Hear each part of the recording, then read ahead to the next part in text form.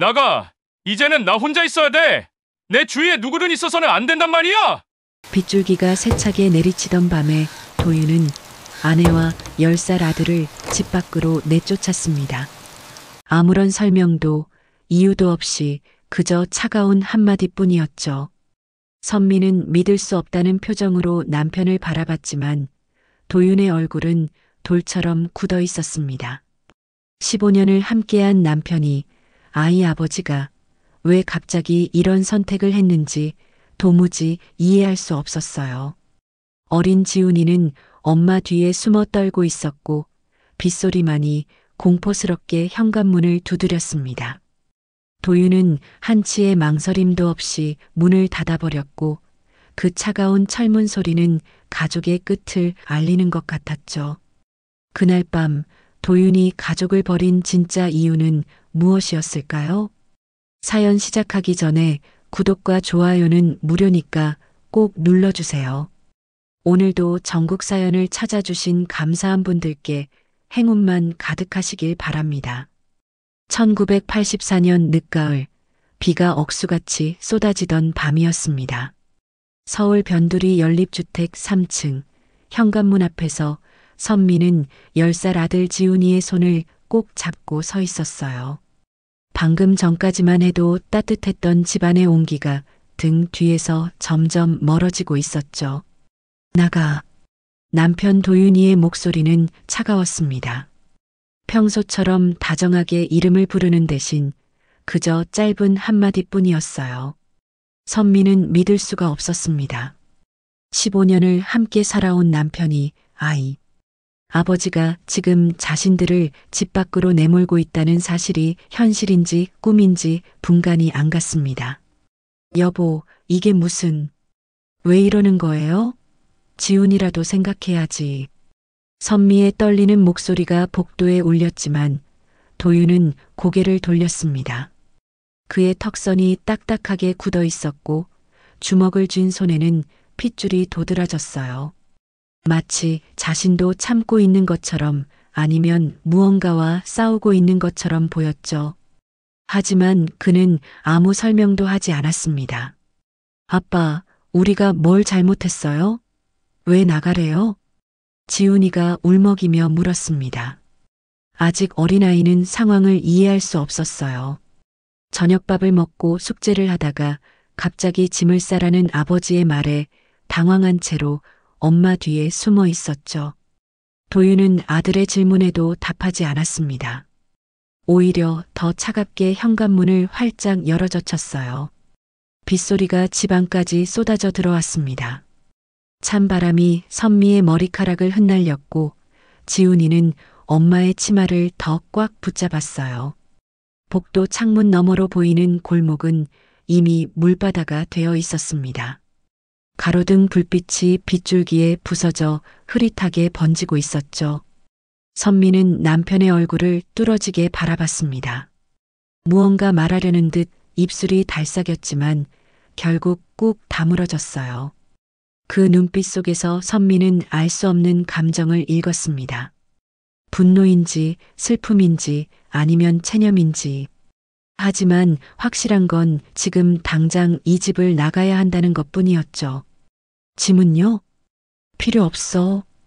그냥 나가. 도윤의 목소리가 더욱 낮아졌습니다. 마치 지하실 깊은 곳에서 올라오는 소리처럼 무겁고 어두웠어요. 선미는 더 이상 묻지 못했습니다. 남편의 단호한 표정에서 대화의 여지를 찾을 수 없었거든요. 선미는 벽에 걸린 옷걸이에서 겨울 외투 2벌만 겨우 집어들었습니다. 하나는 자신의 것, 하나는 지훈이의 것이었어요.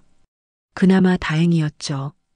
밖은 춥고 비까지 오는데 맨몸으로 나갈 수는 없었으니까요. 지훈이에게 급하게 외투를 입히면서 선미의 손이 바들바들 떨렸습니다. 엄마, 우리 어디로 가요? 왜 아빠가... 쉬, 지훈아. 일단 나가자. 엄마가 다 해결할게.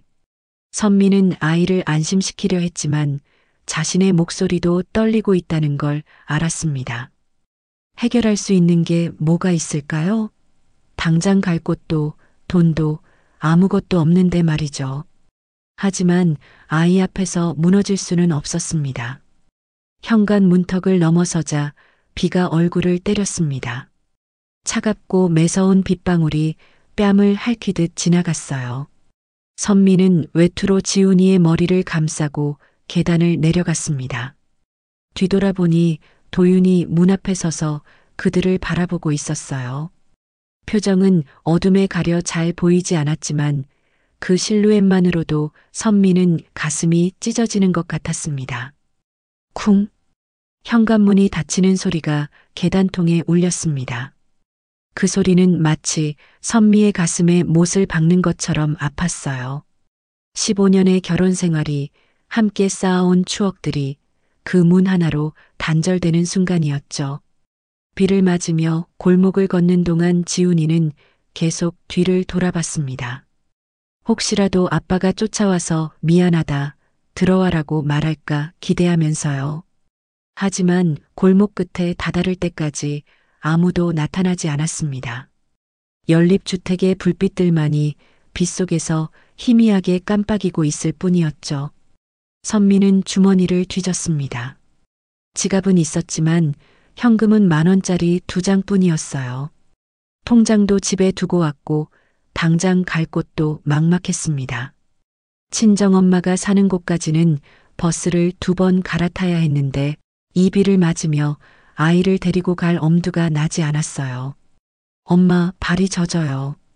지훈이의 운동화에 물이 스며들었는지 발을 동동 구르고 있었습니다. 선미는 아이를 가게 처마 밑으로 데려갔어요. 비를 조금이라도 피할 수 있는 곳이었죠. 떨고 있는 아이를 꼭 안으며 선미는 눈물을 삼켰습니다. 울면 안 돼. 지금 울면 안 돼. 속으로 계속 되뇌었지만 눈물은 비와 섞여 흘러내렸어요. 왜였을까요? 도대체 무슨 일이 있었기에 남편이 이런 선택을 한 걸까요? 최근 며칠 도윤이 늦게 들어오긴 했지만 그건 회사 일이 바쁘다고 했잖아요. 부부싸움을 한 것도 아니고 특별한 갈등이 있었던 것도 아닌데 선미는 아무리 생각해도 이유를 찾을 수 없었습니다. 엄마, 우리 이제 어떻게 해요? 지훈이가 작은 목소리로 물었습니다. 평소 씩씩하던 아이도 지금은 두려움에 떨고 있었어요. 선미는 아이의 차가운 손을 꼭 잡았습니다. 외할머니 댁으로 가자. 거기 가면 따뜻하게 잘 수 있을 거야. 아빠는요? 아빠는 왜 우리를 내쫓은 거예요? 엄마도 모르겠어. 하지만 곧 알게 될 거야. 아빠가 설명해 줄 거야. 거짓말이었습니다. 선미도 알고 어쩌면 지훈이도 눈치챘을 거예요. 하지만 지금은 그 거짓말이라도 필요했습니다. 희망이라도 가져야 이 비 오는 밤을 견딜 수 있을 테니까요. 택시를 잡으려 했지만 빗속에서는 쉽지 않았습니다. 빈 택시들은 그냥 지나가 버렸고 버스 정류장까지는 한참을 더 걸어야 했어요. 결국 선미는 지훈이의 손을 잡고 빗속을 걷기 시작했습니다. 한 발 한 발 내디딜 때마다 물이 튀어 올랐고 옷은 점점 무거워졌어요. 엄마, 춥고 무서워요. 조금만 참자. 조금만. 버스 정류장이 저기 보이잖아. 선미는 아이를 달래며 걸음을 재촉했습니다. 하지만 정작 자신도 춥고 무서웠어요. 앞으로 어떻게 살아가야 할지, 아이를 어떻게 키워야 할지 막막하기만 했죠. 그래도 지금은 걸어야 했습니다. 멈추면 주저앉을 것 같았거든요. 버스 정류장에 도착했을 때는 온몸이 흠뻑 젖어 있었습니다. 다행히 사람들이 몇 명 있어서 조금은 안심이 됐어요. 선미는 지훈이를 품에 꼭 안고 버스를 기다렸습니다. 아이의 몸에서 열이 나는 것 같아 걱정됐지만 지금은 어쩔 수 없었죠. 버스가 오고 또 가고 시간이 흘렀습니다. 창밖으로 보이는 도시의 불빛들이 빗물에 번져 흐릿했어요. 다른 집들은 저렇게 따뜻한 불빛 아래 가족들이 모여 있을 텐데 왜 우리만 이렇게 떠도는 걸까요? 선미는 자꾸만 그런 생각이 들었습니다. 할머니 집에 가면 맛있는 거 해주실까? 지훈이가 갑자기 물었습니다. 배가 고픈 모양이었어요. 저녁을 제대로 먹지도 못하고 나왔으니까요. 그럼 할머니가 따뜻한 국도 끓여주시고 밥도 차려주실 거야. 아빠도 나중에 올까요? 선미는 대답하지 못했습니다. 그저 아이의 머리를 쓰다듬을 뿐이었어요. 버스창에 비친 자신의 얼굴이 낯설게 느껴졌습니다. 몇 시간 전까지만 해도 평범한 아내이자 엄마였는데 지금은 갈 곳 없는 떠돌이가 된 것 같았죠. 친정 근처에서 버스를 내렸을 때도 비는 계속 내리고 있었습니다. 골목길은 어둡고 질퍽거렸어요. 선미는 지훈이를 업고 걸었습니다. 아이가 더 이상 걷기 힘들어 했거든요. 등에 업힌 지훈이의 숨소리가 거칠었습니다. 열이 나는 것 같기도 하고 마침내 친정집 대문 앞에 도착했습니다. 녹슨 대문이 삐걱거리며 열렸고 마당을 지나 현관문을 두드렸어요. 한참 뒤에야 불이 켜지고 문이 열렸습니다. 아이고, 이게 무슨 일이니? 왜 이 밤에 비를 다 맞고? 어머니 말순이 놀란 얼굴로 그들을 맞았습니다. 주름진 얼굴에 걱정이 가득했어요. 선미는 그제야 참았던 눈물이 왈칵 쏟아졌습니다. 엄마 앞에서는 더 이상 강한 척 할 필요가 없었거든요. 어머니, 저희가 말을 잇지 못하고 울먹이는 선미를 말순이 안으로 이끌었습니다. 따뜻한 방 안으로 들어서자 비로소 안도감이 들었어요. 적어도 오늘 밤은 따뜻하게 잘 수 있을 것 같았죠. 하지만 내일은, 그 다음은 어떻게 해야 할까요? 지훈이를 이불에 눕히고 젖은 옷을 갈아입히는 동안 선미의 머릿속은 복잡했습니다. 도윤이 왜 그런 선택을 했는지, 앞으로 어떻게 살아가야 하는지 아무것도 확실한 게 없었어요.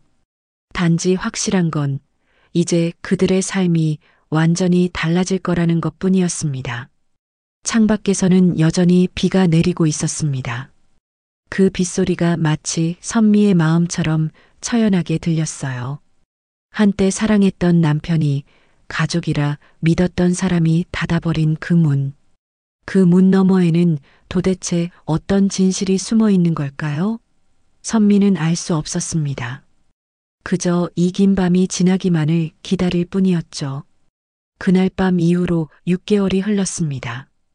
1985년 봄이 왔지만 선미와 지훈이가 머무는 단칸방에는 여전히 겨울이 남아 있었어요. 친정어머니 말순의 작은 집 한 구석, 달력 한 장이 전부인 방에서 세 사람이 부대끼며 살고 있었죠. 새벽 4시, 아직 어둠이 짙게 깔린 시간에 말순이 먼저 일어났습니다. 관절염으로 삐걱거리는 무릎을 주무르며 천천히 몸을 일으켰어요. 옆에서 자는 딸과 손자를 깨우지 않으려 조심조심 움직였지만 좁은 방에서는 작은 소리도 크게 울렸습니다. 어머니, 또 시장 가세요? 선미가 눈을 비비며 일어나 앉았습니다. 요즘 잠이 얕아져서 조금만 소리가 나도 깼어요. 아니, 사실은 제대로 잠든 적이 거의 없었죠. 눈을 감아도 남편의 차가운 눈빛이 떠올라서 뒤척이기만 했거든요. 그래야지. 오늘은 시금치랑 콩나물이 들어오는 날이거든. 일찍 가야 좋은 걸로 골라올 수 있어. 말순은 허리를 펴며 낡은 점퍼를 걸쳤습니다. 겨울 내내 입어서 소매 끝이 다 해졌지만 아직은 쌀쌀한 새벽 공기를 막아주기엔 충분했어요. 주머니에서 꺼낸 파스를 무릎에 붙이는 손이 떨렸습니다. 나이가 들수록 새벽 추위가 뼈에 사무쳤거든요. 선미는 어머니의 구부정한 등을 보며 가슴이 아팠습니다. 70에 가까운 나이에도 새벽 시장을 나가야 하는 어머니. 자신과 지훈이 때문에 더 고생하시는 것 같아서 죄송했어요. 어머니, 오늘은 제가 갈게요. 어머니는 좀 더 주무세요. 아니야. 내가 무슨 시장 물건을 알아보니? 단골들도 날 기다릴 텐데. 너는 재봉틀 일이나 열심히 해. 그래야 우리가 먹고 살지. 말순의 말이 맞았습니다. 선미는 시장 물건을 고르는 눈이 없었어요. 어떤 채소가 신선한지, 얼마에 팔아야 남는지, 그런 걸 모르니까요. 그저 집에서 재봉틀을 돌리는 게 자신이 할 수 있는 전부였죠. 방 한쪽 구석에 놓인 재봉틀이 어둠 속에서 희미하게 보였습니다. 중고로 산 낡은 기계였지만 그나마 이것 덕분에 조금이라도 돈을 벌 수 있었어요. 동네 양장점에서 하청을 받아와 밤새 옷을 수선하고 단추를 달고 지퍼를 바꿔다는 일. 손가락이 바늘에 찔려 피가 나도 멈출 수 없었습니다. 말순이 나간 뒤 선미는 다시 누웠지만 잠들 수 없었어요.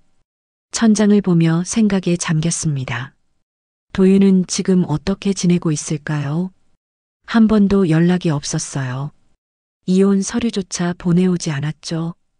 그저 그들을 내쫓고는 완전히 잊어버린 것 같았습니다. 6시가 되자 지훈이도 일어났습니다. 학교 갈 준비를 해야 했거든요. 11살이 된 아이는 부쩍 자랐지만 얼굴은 더 어두워졌어요. 예전처럼 밝게 웃는 일이 거의 없었습니다. 엄마, 오늘도 김밥이에요?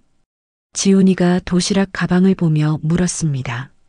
선미는 미안한 마음에 고개를 끄덕였어요. 매일 똑같은 김밥이지만 그나마도 재료를 아껴서 만들어야 했거든요. 미안해. 엄마가 돈 좀 더 벌면 맛있는 반찬도 넣어줄게. 괜찮아요. 김밥 맛있어요. 지훈이는 그렇게 말했지만 선미는 알고 있었습니다. 학교에서 다른 아이들이 먹는 도시락을 보며 부러워한다는 걸요. 돈가스며 계란말이며 그런 게 들어간 도시락을 보면서도 아무 말 않는 아이가 대견하면서도 가슴이 아팠어요. 아침을 먹는 동안 밖에서 다마스 트럭 소리가 들렸습니다. 시장에서 물건을 실어 나르는 소리였죠. 그 소리와 함께 라디오에서는 트로트 음악이 흘러나왔어요. 옆집 아저씨가 매일 아침 듣는 음악이었습니다. 이 동네는 그렇게 매일 똑같은 소리로 하루를 시작했어요. 선미는 지훈이를 학교에 보내고 나서 재봉틀 앞에 앉았습니다. 오늘까지 맞춰야 할 옷이 20벌이나 있었어요. 한 벌에 500원씩 다 하면 10,000원을 받을 수 있었죠. 적은 돈이지만 없는 것보단 나았습니다. 드르륵 드르륵 재봉틀이 돌아가는 소리가 방 안을 채웠습니다. 바늘이 천을 뚫고 지나가며 실을 엮어나갔어요. 선미의 손가락은 빠르게 움직였지만 머릿속은 다른 생각으로 가득했죠. 연탄 냄새가 슬며시 방 안으로 스며들었습니다. 이 집은 아직도 연탄을 썼어요. 가스보일러는 꿈도 못 꾸는 형편이었죠. 연탄을 아껴 쓰느라 방은 늘 서늘했고 이불을 여러 개 덮어도 새벽엔 추웠습니다. 점심 무렵 말순이 시장에서 돌아왔습니다. 무거운 짐을 이고 온 탓에 얼굴이 빨갛게 달아올라 있었어요. 숨을 헐떡이며 짐을 내려놓는 모습이 안쓰러웠습니다. 어머니, 많이 파셨어요? 그럭저럭. 요즘은 장사가 예전만 못해. 다들 돈이 없어서 그런가 봐. 말순은 앞치마 주머니에서 꾸깃꾸깃한 1,000원짜리 몇 장을 꺼냈습니다. 새벽부터 일한 대가 치곤 너무 적었어요. 그래도 말순은 웃었습니다. 없는 것보단 낫다면서요. 저녁이 되자 세 사람은 작은 밥상에 둘러앉았습니다. 쌀뜨물에 된장 푼 국과 김치, 그리고 나물 반찬이 전부였어요. 고기는 명절에나 구경할 수 있는 귀한 음식이 됐죠. 할머니, 저 배불러요. 지훈이가 밥을 반쯤 남기고 젓가락을 놓았습니다. 하지만 선미는 알았어요. 배가 불러서가 아니라 어른들을 위해 남기는 거라는 걸요. 11살짜리가 벌써 그런 눈치를 보고 있다니 가슴이 찢어지는 것 같았습니다. 지훈아, 다 먹어. 한창 클 나이잖아. 정말 배불러요. 학교에서 우유도 먹었고요. 거짓말이었습니다. 우유값을 낼 돈이 없어서 신청도 못했거든요. 선미는 아이의 거짓말을 모른 척하며 남은 밥을 어머니께 드렸어요. 말순도 말없이 받아먹었습니다. 이 집에서는 모두가 서로를 위해 거짓말을 하고 있었어요. 밤이 되면 지훈이는 숙제를 했습니다. 전등 불빛이 어두워서 눈을 찡그리며 글씨를 썼어요. 연필은 짧아서 잡기도 힘들었지만 새 연필을 사달라고 하지 않았죠. 그런 아이를 보며 선미는 또 재봉틀로 돌아갔습니다. 엄마, 왜 아빠는 우릴 버렸어요? 어느 날 밤 지훈이가 갑자기 물었습니다. 선미의 손이 멈췄어요. 재봉틀 바늘이 천에 박힌 채로 멈춰 있었죠. 버린 게 아니야. 아빠도 사정이 있었을 거야. 무슨 사정이요? 도박했어요?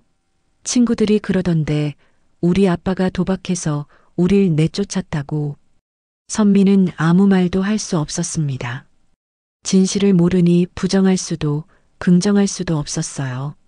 그저 아이를 꼭 안아주는 것밖에 할 수 있는 게 없었죠.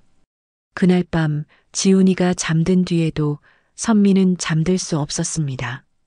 창밖으로 보이는 달빛이 차갑게 느껴졌어요. 이런 삶이 언제까지 계속될까요? 아이는 점점 크는데 이 좁은 방에서 얼마나 더 버틸 수 있을까요? 새벽 2시까지 재봉틀을 돌리다가 선미는 손가락을 찔렸습니다. 피가 뚝뚝 떨어졌지만 울지 않았어요. 눈물이 나면 멈출 수 없을 것 같았거든요. 그저 손가락에 밴드를 감고 다시 일을 시작했습니다. 찬바람이 창틈으로 스며들었습니다. 낡은 창문은 제대로 닫히지 않아서 늘 바람이 들어왔어요. 신문지를 구겨 넣어도 소용없었죠. 그 바람처럼 차가운 현실이 매일 그들의 삶 속으로 파고들었습니다. 말순이 또 새벽에 일어나는 소리가 들렸습니다. 매일 같은 시간, 같은 일상의 반복이었어요. 하지만 선미는 감사했습니다. 적어도 머물 곳이 있고 어머니가 계시니까요. 비록 좁고 춥고 가난하지만 여기가 지금 그들의 유일한 안식처였으니까요. 겨울은 아직 끝나지 않았습니다. 봄이 왔다고는 하지만 이 단칸 방에는 여전히 겨울이 머물고 있었어요. 언제쯤 진짜 봄이 올까요? 선미는 재봉틀을 돌리며 그런 생각을 했습니다. 드르륵 드르륵 기계 소리만이 적막한 새벽을 채우고 있었죠. 1985년 가을 지훈이가 다니는 초등학교 앞은 매일 아침 같은 풍경이 펼쳐졌습니다. 엄마들이 아이들 손을 잡고 교문까지 데려다주고 도시락 가방을 한 번 더 확인해주는 모습들이었죠. 하지만 지훈이는 늘 혼자였습니다. 선미는 새벽부터 재봉틀 일을 해야 했고 할머니는 시장에 나가셨으니까요. 교문을 들어서는 순간부터 지훈이의 어깨는 움츠러들었습니다. 복도를 걸을 때마다 들려오는 수군거림이 등 뒤에 칼처럼 꽂혔어요.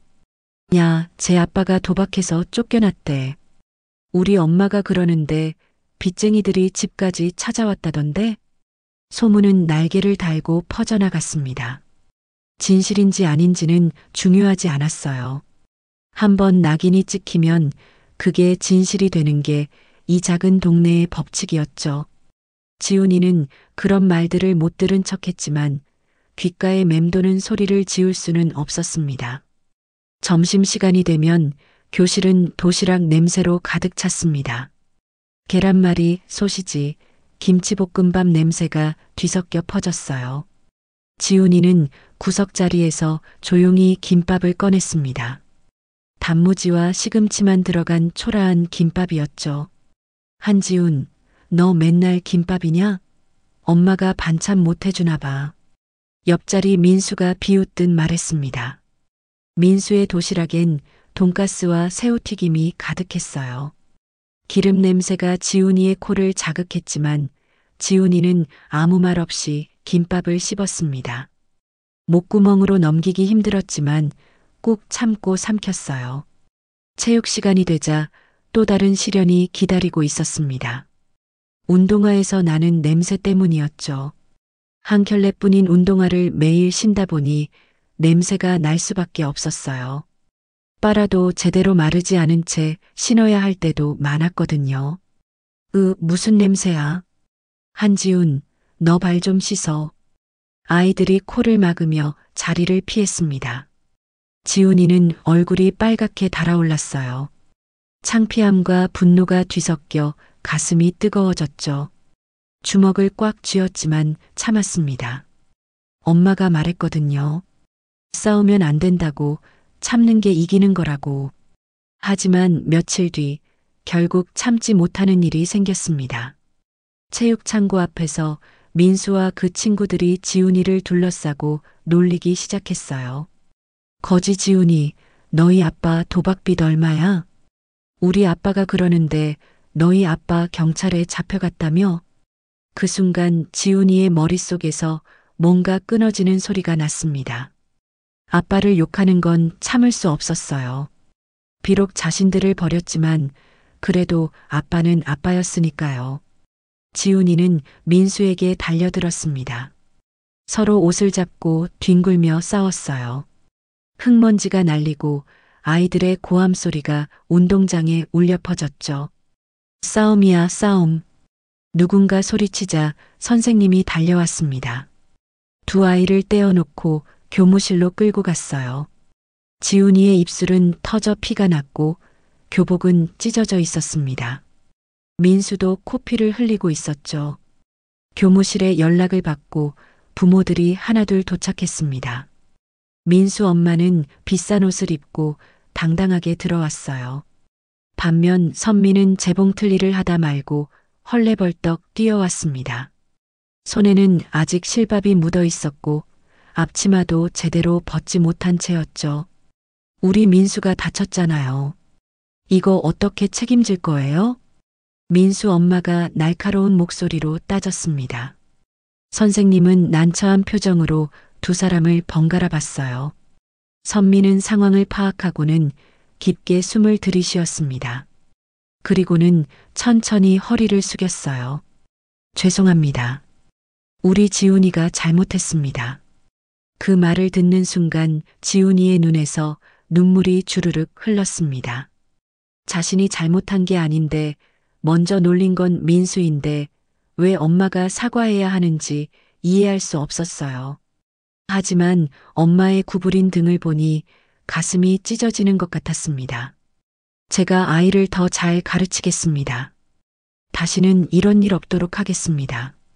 선미의 목소리는 떨렸지만 단호했습니다. 자존심보다 중요한 건 아이를 지키는 것이었으니까요. 학교에서 찍히면 지훈이가 더 힘들어질 걸 알았거든요. 교무실을 나온 뒤 선미는 지훈이의 손을 잡고 걸었습니다. 아무 말도 하지 않았어요. 지훈이도 고개를 숙인 채 묵묵히 걸었죠. 교문을 나서자 선미가 멈춰 섰습니다.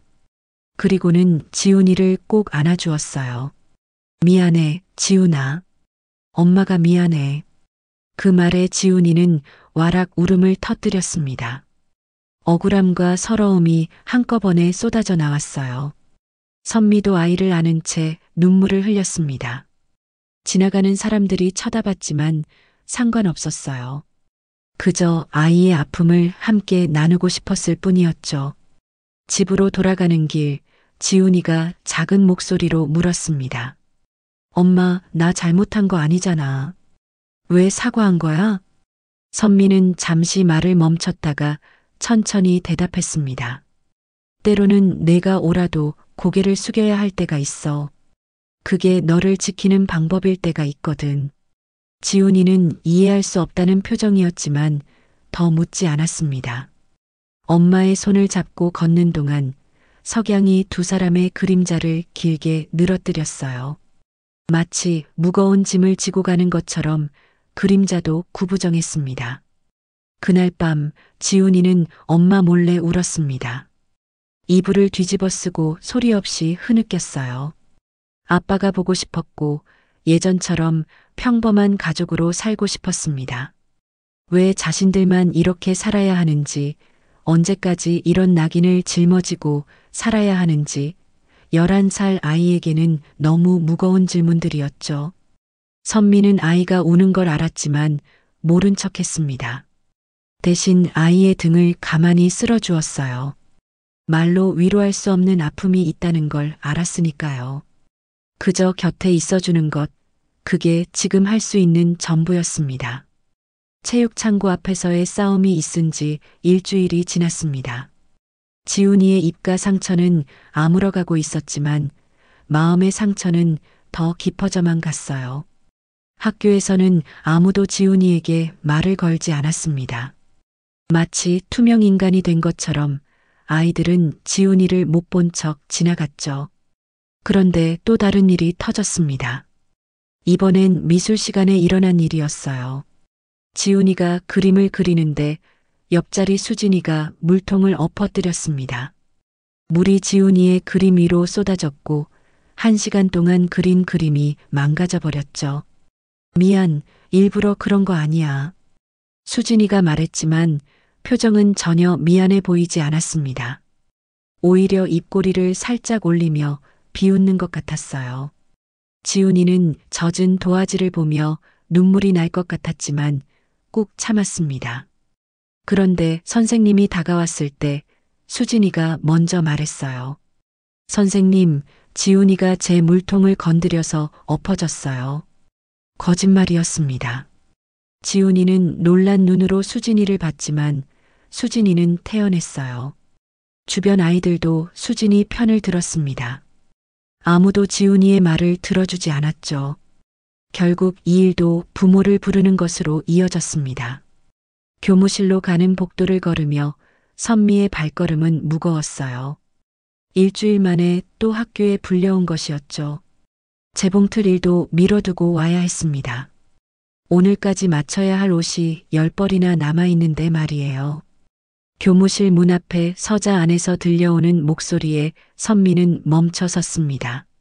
수진이 어머니의 날카로운 목소리였어요. 우리 수진이가 그림 그리는 걸 얼마나 좋아하는데 물통이 엎어져서 충격을 받았대요. 그 한지훈이란 애가 자꾸 시비를 건다고 하던데 이번엔 확실히 조치를 취해 주셔야겠어요. 선미는 깊게 숨을 들이쉬고 문을 열었습니다. 교무실 안에는 담임 선생님과 수진이 어머니 그리고 구석에 작게 웅크린 지훈이가 있었어요. 지훈이의 눈은 빨갛게 충혈되어 있었습니다. 억울함을 참느라 입술을 깨물고 있는 게 보였죠. 아, 지훈이 어머니 오셨네요. 담임 선생님이 난처한 표정으로 선미를 맞았습니다. 수진이 어머니는 선미를 위아래로 훑어봤어요. 재봉이를 하다 온 탓에 실밥이 묻은 옷차림을 보며 코웃음을 쳤죠. 선생님, 이 일을 어떻게 처리하실 건가요? 우리 수진이는 전혀 잘못이 없는데 피해를 봤잖아요. 수진이 어머니가 팔짱을 끼며 말했습니다. 선미는 지훈이를 바라봤어요. 아이는 고개를 숙인 채 어깨를 떨고 있었습니다. 선미는 아이 옆으로 다가가 어깨에 손을 얹었어요. 지훈아, 무슨 일이 있었니? 작은 목소리로 물었지만 지훈이는 대답하지 못했습니다. 대신 눈물만 뚝뚝 떨어뜨렸죠. 선미는 아이의 손을 꼭 잡았습니다. 차가운 손이었어요. 얼마나 무서웠을까, 얼마나 억울했을까 생각하니 가슴이 미어졌습니다. 그때 수진이 어머니가 비아냥거렸습니다. 애가 말도 못하네요. 잘못했으니까 그런 거 아닐까요? 그나저나 아버지는 안 오시나요? 아, 맞다. 없으시다고 들었네요. 그 말에 선미의 얼굴이 굳었습니다. 하지만 화를 낼 수는 없었어요. 여기서 감정을 드러내면 지훈이가 더 힘들어질 테니까요. 선미는 천천히 일어섰습니다. 그리고는 수진이 어머니를 향해 깊게 허리를 숙였어요. 죄송합니다. 우리 지훈이가 잘못했습니다. 교무실이 순간 조용해졌습니다. 지훈이가 놀란 눈으로 엄마를 올려다봤어요. 왜 또 사과하는지 자신이 잘못한 게 아닌데 왜 엄마가 고개를 숙이는지 이해할 수 없었죠. 제가 아이를 제대로 가르치지 못했습니다. 앞으로 더 신경 쓰겠습니다. 수진이가 받은 충격에 대해서도 정말 죄송합니다. 선미의 목소리는 차분했지만 꽉 쥔 주먹은 떨리고 있었어요. 자존심이 무너지는 소리가 들리는 것 같았습니다. 하지만 지금은 자존심보다 아이가 더 중요했어요. 수진이 어머니는 만족스러운 듯 고개를 끄덕였습니다. 그래요. 앞으로는 좀 더 신경 써주세요. 아이 교육이 제일 중요한 거잖아요. 그 말을 들으며 선미는 또 한 번 고개를 숙였습니다. 담임 선생님이 서둘러 상황을 마무리했어요. 네, 그럼 이 일은 여기서 마무리하도록 하죠. 지훈이도 앞으로 조심하고 다들 사이좋게 지내도록 해요. 교무실을 나오자 지훈이가 울음을 터뜨렸습니다. 엄마, 나 잘못한 거 없어. 수진이가 일부러 물통 엎은 거야. 왜 내가 잘못했다고 하는 거야? 선미는 아이를 꼭 안았습니다. 복도를 지나가는 사람들이 쳐다봤지만 신경 쓰지 않았어요. 아이의 떨리는 어깨를 느끼며 선미도 눈물이 났습니다. 알아, 엄마도 다 알아. 하지만 지금은 참아야 해. 우리가 약하니까. 왜 우리만 약해? 왜 우리만 참아야 해? 지훈이의 절규 같은 질문에 선미는 대답할 수 없었습니다. 그저 아이를 더 꽉 안아줄 뿐이었어요. 집으로 돌아오는 길, 지훈이는 계속 고개를 숙이고 있었습니다. 달아서 구멍난 운동화 끝을 보며 터벅터벅 걸었어요. 선미는 그런 아이를 보며 마음이 찢어지는 것 같았습니다. 지훈아, 엄마가 오늘 맛있는 거 해줄게. 뭐 먹고 싶어? 하지만 지훈이는 대답하지 않았습니다. 그저 묵묵히 걸을 뿐이었어요. 그날 밤 지훈이는 밥을 거의 먹지 않았습니다. 말순이 걱정스럽게 물었지만 선미는 자세한 이야기를 하지 않았어요. 어머니까지 속상하게 할 필요는 없었으니까요. 잠자리에 누운 뒤 지훈이가 작은 목소리로 말했습니다. 엄마, 아빠가 있었으면 이렇지 않았을까? 선미는 대답하지 못했습니다. 어떤 대답을 해야 할지 몰랐어요. 그저 아이의 손을 꼭 잡아주었을 뿐이었죠. 엄마가 있잖아. 엄마가 지켜줄게. 하지만 그 말이 얼마나 무력한지 선미도 알고 있었습니다. 혼자서 아이를 지키기엔 세상이 너무 거칠고 차가웠어요. 새벽에 지훈이가 엄마의 발뒤꿈치를 만지는 걸 선미는 느꼈습니다. 재봉틀 페달을 밟느라 갈라지고 부은 발뒤꿈치를 아이가 살살 문지르고 있었어요. 선미는 자는 척하며 눈물을 삼켰습니다. 엄마, 미안해요. 내가 참을게. 엄마 힘들게 하지 않을게. 지훈이의 속삭임이 어둠 속에서 들려왔습니다. 11살 아이가 해야 할 말이 아니었어요. 선미는 돌아누워 아이를 품에 안았습니다. 미안하지 마. 내 잘못이 아니야. 엄마는 괜찮아. 하지만 괜찮지 않았습니다. 아무것도 괜찮지 않았어요. 교무실에서 숙인 고개가, 거짓 사과가, 아이의 눈물이 모든 게 가슴을 짓눌렀죠. 그래도 내일은 또 일어나야 했습니다. 살아가야 했으니까요. 1999년 초겨울, 찬바람이 매섭게 불던 날이었습니다. 선미는 어머니 말순을 부축하며 대학병원 정형외과로 향했어요. 83세가 된 말순의 무릎은 이제 더 이상 버티기 힘들어 보였습니다. 계단을 오를 때마다 얼굴을 찌푸리며 신음을 삼키는 어머니를 보는 게 선미는 너무 마음이 아팠죠. 어머니, 천천히 가요. 급할 거 없잖아요. 괜찮아.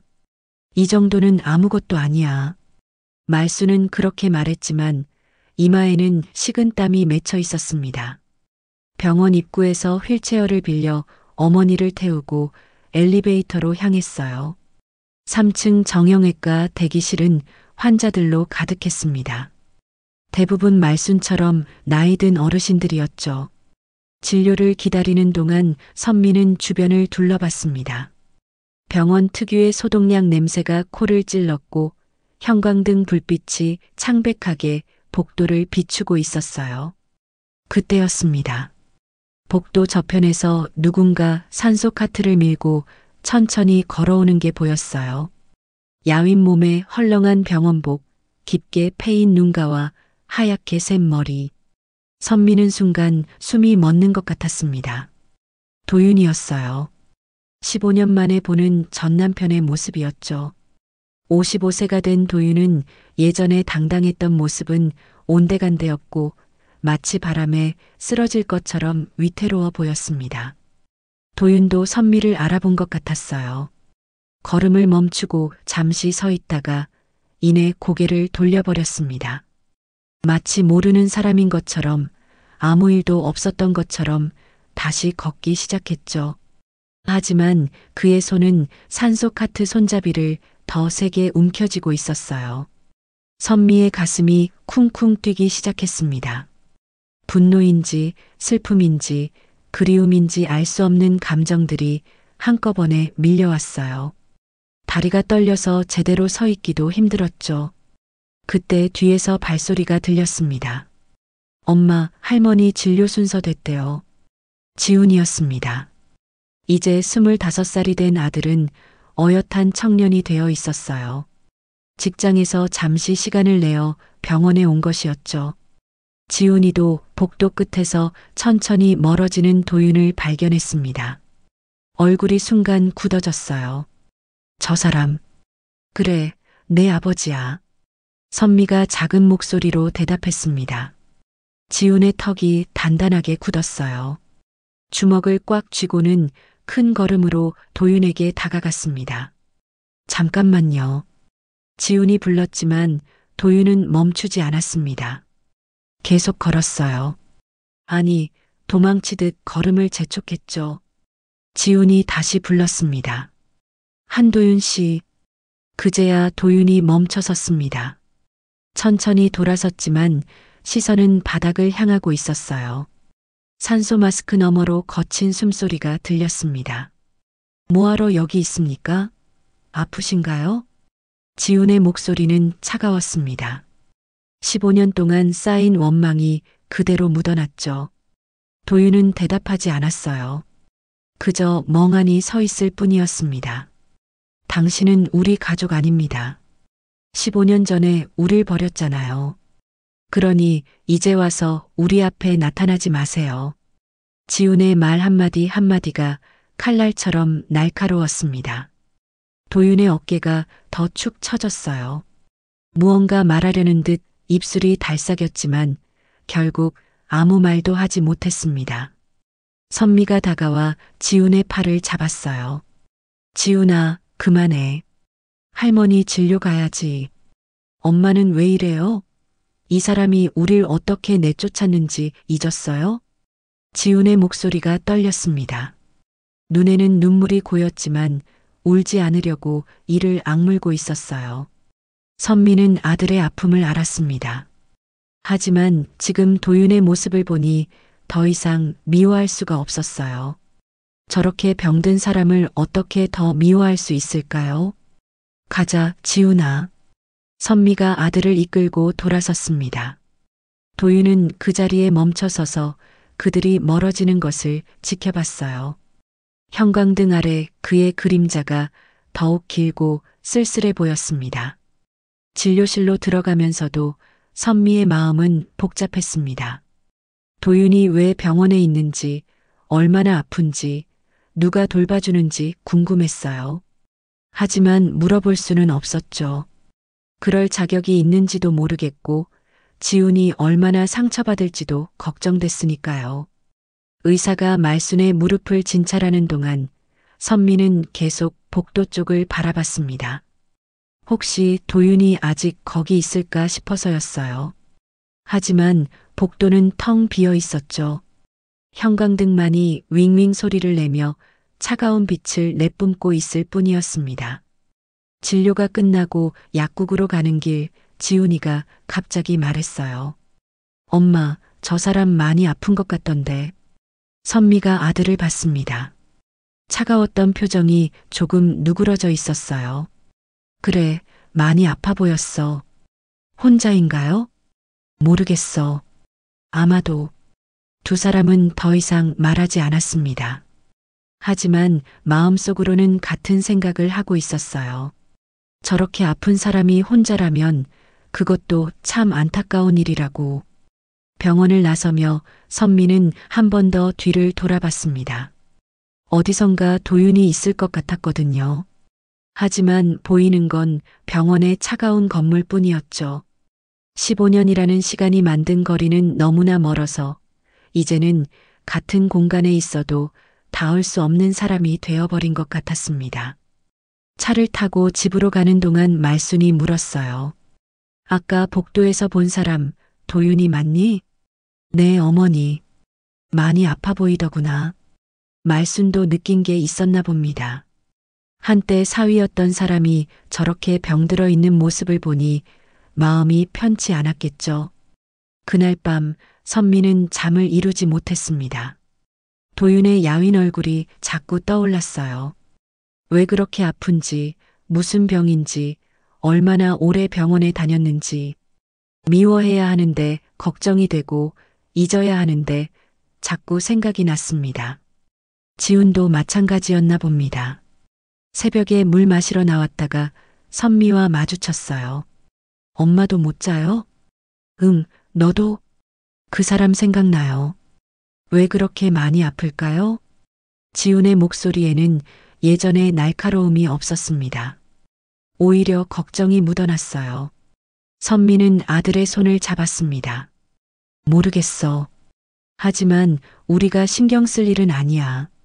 그렇게 말했지만 선미도 알고 있었습니다.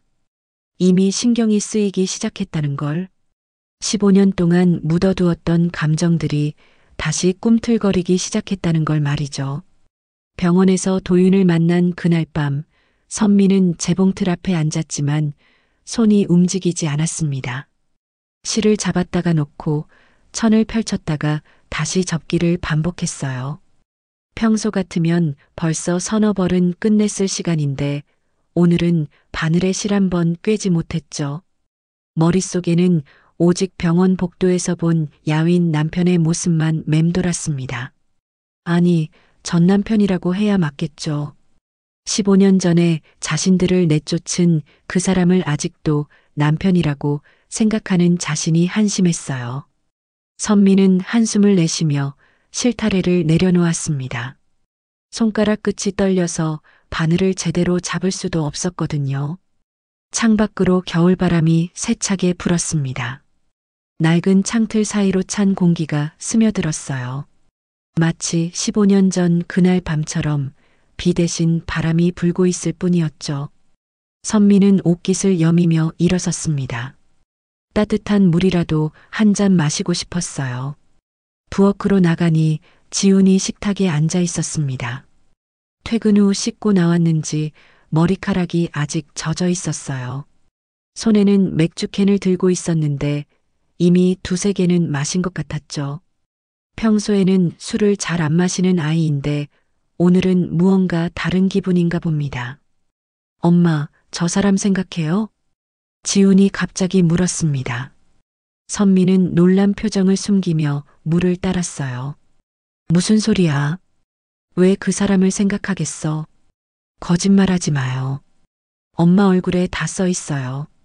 지훈의 목소리에는 쓴웃음이 묻어났습니다. 선미는 아들 옆에 앉았어요. 25살이 된 아들의 얼굴에는 어느새 수염 자국이 희미하게 보였죠.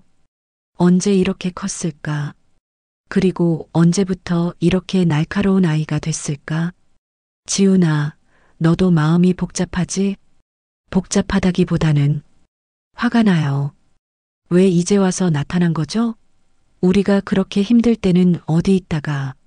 지훈이 맥주캔을 쥐는 손에 힘이 들어갔습니다. 캔이 찌그러지는 소리가 작게 났어요. 선미는 아들의 손을 가만히 잡았습니다. 그래, 내 말이 맞아. 우리가 정말 힘들었지. 15년이라는 시간을 단 몇 마디로 정리할 수 있을까요?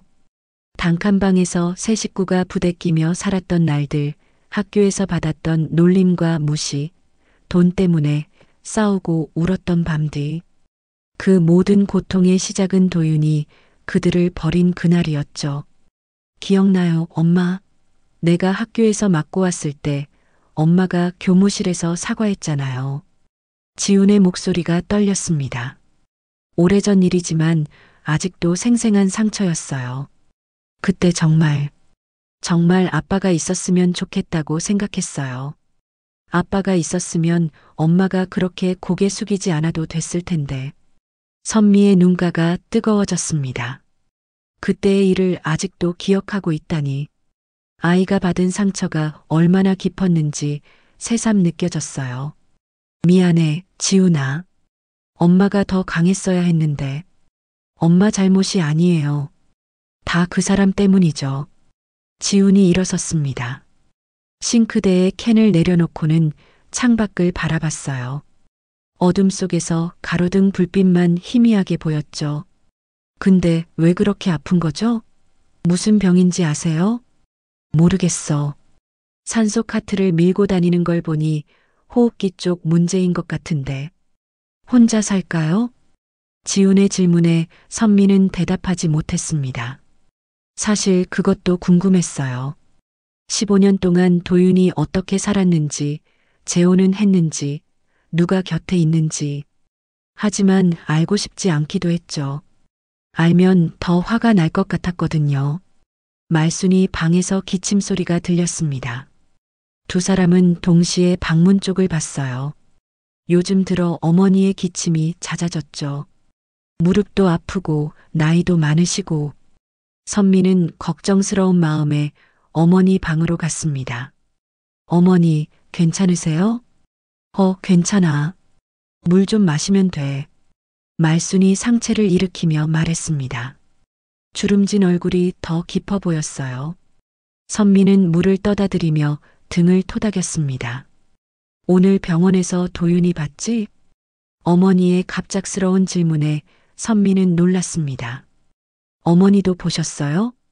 내가 눈이 어두워도 그 정도는 알아봐. 많이 아파 보이더구나. 말순의 목소리에는 연민이 묻어났습니다. 한때는 미워했을 사위지만 저렇게 병든 모습을 보니 측은한 마음이 들었나 봐요. 그 사람이 우릴 내쫓았을 때 나도 정말 미웠어. 내 딸과 손자를 길거리로 내쫓다니. 하지만 이제 와서 생각해보면 뭔가 사정이 있었던 건 아닐까 싶기도 해. 어머니, 무슨 말씀이세요? 어떤 사정이 있다고 가족을 버려요? 선미가 반박했지만 사실 마음 한구석에서는 어머니와 같은 생각이 들기도 했습니다. 도윤이 그렇게 차갑게 변한 데는 분명 이유가 있었을 거예요. 하지만 그게 뭐든 가족을 버린 건 용서할 수 없는 일이었죠. 밤은 깊어갔지만 선미는 여전히 잠들 수 없었습니다. 재봉틀로 돌아가 일을 하려 했지만 손은 여전히 움직이지 않았어요. 그저 멍하니 앉아 있을 뿐이었죠. 지훈도 마찬가지였나 봅니다. 거실에서 텔레비전 소리가 들렸다가 꺼지기를 반복했어요. 채널을 이리저리 돌리는 소리만 간간히 들렸죠. 결국 지훈이 다시 선미 곁으로 왔습니다. 엄마, 내일 다시 병원에 가볼까요? 선미가 놀란 눈으로 아들을 봤습니다. 왜? 그냥 확인하고 싶어요. 정말 혼자인지 얼마나 아픈지. 그래야 마음이 정리될 것 같아요. 지훈의 말에 일리가 있었습니다. 이렇게 궁금해하며 밤을 보내느니 차라리 확실히 알고 정리하는 게 나을지도 몰라요. 하지만 선미는 선뜻 대답하지 못했습니다. 다시 도윤을 만난다는 게 두려웠거든요. 생각해 볼게. 그렇게 대답하고 선미는 일어났습니다. 이제는 정말 자야 할 시간이었어요. 내일도 일을 해야 하고 어머니 병원도 다시 가야 하니까요. 하지만 침대에 누운 뒤에도 잠은 오지 않았습니다. 천장을 보며 생각했어요. 도윤이 왜 자신들을 버렸을까? 정말 도박이었을까? 아니면 다른 이유가 있었을까? 그리고 지금 저렇게 아픈 몸으로 혼자 있다면 누가 돌봐줄까? 창밖에서 바람소리가 더 세차게 들렸습니다. 마치 15년 전 그날 밤의 빗소리처럼 무언가를 말하려는 것 같았어요. 하지만 선미는 귀를 막았습니다. 아직은 듣고 싶지 않았거든요. 그 진실이 무엇이든 아직은 받아들일 준비가 되지 않았으니까요.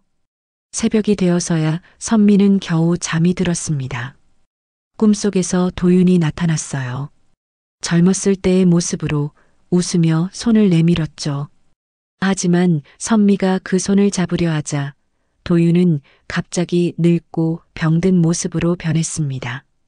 그리고는 멀어져 갔어요. 아무리 불러도 돌아오지 않았죠. 잠에서 깬 선미는 베개가 젖어 있는 걸 발견했습니다. 언제 울었는지도 모르게 눈물을 흘렸나 봐요. 창밖이 어슴풀에 밝아오고 있었습니다. 새로운 하루가 시작되는 거죠. 하지만 마음속 어둠은 여전히 짙게 드리워져 있었습니다. 다음 날 아침 선미는 지훈과 함께 다시 병원으로 향했습니다. 어제와 달리 오늘은 말순을 모시고 간 게 아니라 도윤의 상태를 확인하러 가는 거였죠. 지훈이 먼저 제안했지만 사실 선미도 밤새 같은 생각을 했었어요. 이렇게 궁금해하며 살 수는 없으니까요. 병원 로비는 아침부터 사람들로 붐볐습니다. 환자복을 입은 사람들, 보호자들, 의료진들이 바쁘게 오갔어요. 선미와 지훈은 어제 도윤을 봤던 호흡기내과 병동으로 올라갔습니다. 엘리베이터 안에서 두 사람은 아무 말도 하지 않았어요. 긴장감이 공기를 무겁게 만들었죠. 3층 복도에 도착했을 때 어제와 같은 자리 의자에 앉아 있는 사람이 보였습니다. 도윤이었어요. 산소 카트는 옆에 세워두고 고개를 숙인 채 무언가를 보고 있었죠. 가까이 다가가니 손에 사진을 들고 있는 게 보였습니다. 오래된 가족 사진이었어요. 선미와 지훈, 그리고 젊었을 때의 도윤이 함께 웃고 있는 사진이었죠. 도윤이 고개를 들었습니다. 선미와 지훈을 보자 놀란 표정을 지었지만 이내 사진을 주머니에 넣었어요. 일어서려 했지만 다리에 힘이 없는지 비틀거렸습니다. 지훈이 본능적으로 팔을 내밀었다가 다시 거두었어요. 또 왔네요. 도윤의 목소리는 쉰 듯 갈라져 있었습니다. 산소 마스크를 쓰지 않고 있어서 숨소리가 거칠게 들렸어요. 네, 확인하고 싶은 게 있어서요. 지훈이 차갑게 대답했습니다. 도윤은 쓴웃음을 지으며 다시 의자에 앉았어요. 확인? 뭘 확인하려고? 왜 이렇게 아픈지, 누가 돌봐주는지 그런 거요. 선미가 지훈을 제지하려 했지만 아들은 계속 말했습니다. 15년 동안 한 번도 연락 없었는데 갑자기 이렇게 아픈 모습으로 나타나니까 혼란스러워요. 도윤이 선미를 바라봤습니다. 그 눈빛에는 할 말이 많은 것 같았지만 입을 열지는 않았어요. 대신 일어서서 걷기 시작했죠. 두 사람은 잠시 망설이다가 뒤를 따랐습니다. 병동 끝 휴게실에 도착한 도윤은 창밖을 바라보며 서 있었습니다. 겨울 햇살이 창문을 통해 들어왔지만 그의 얼굴은 여전히 어두웠어요. 폐암이야. 말기. 갑작스러운 고백에 선미는 숨이 멎는 것 같았습니다. 지훈도 놀란 표정을 감추지 못했어요. 3개월 전에 진단받았어. 이미 전이가 많이 돼서 수술도 못해. 도윤의 목소리는 담담했습니다. 마치 남의 이야기를 하는 것처럼 감정이 없었어요. 그래서 혼자예요? 선미가 조심스럽게 물었습니다. 도윤은 고개를 끄덕였어요. 그래, 혼자야. 당연하지. 가족을 버린 사람한테 누가 있겠어. 그 말에 지훈이 주먹을 꽉 쥐었습니다. 그건 당신이 선택한 거잖아요. 우릴 내쫓은 건 당신이었어요. 그래, 맞아. 내가 선택했지. 도윤이 돌아섰습니다. 햇빛을 등지고 선 그의 얼굴이 더욱 그늘져 보였어요. 하지만 너희는 몰라. 왜 그런 선택을 했는지는. 선미가 한 발짝 다가갔습니다. 그럼 지금이라도 말해주세요. 왜 그랬는지. 도윤이 입을 열려다가 다시 닫았습니다. 무언가 망설이는 것 같았어요. 그때 그의 주머니에서 뭔가 떨어졌습니다. 회색 봉투였어요. 도윤이 급하게 주우려 했지만 선미가 먼저 집어들었습니다. 이거 뭐예요? 그냥 서류야. 돌려줘. 도윤이 손을 내밀었지만 봉투를 잡으려다가 기침을 시작했습니다. 심한 기침에 몸을 구부렸고 손으로 입을 막았어요. 손을 떼니 피가 묻어 있었습니다.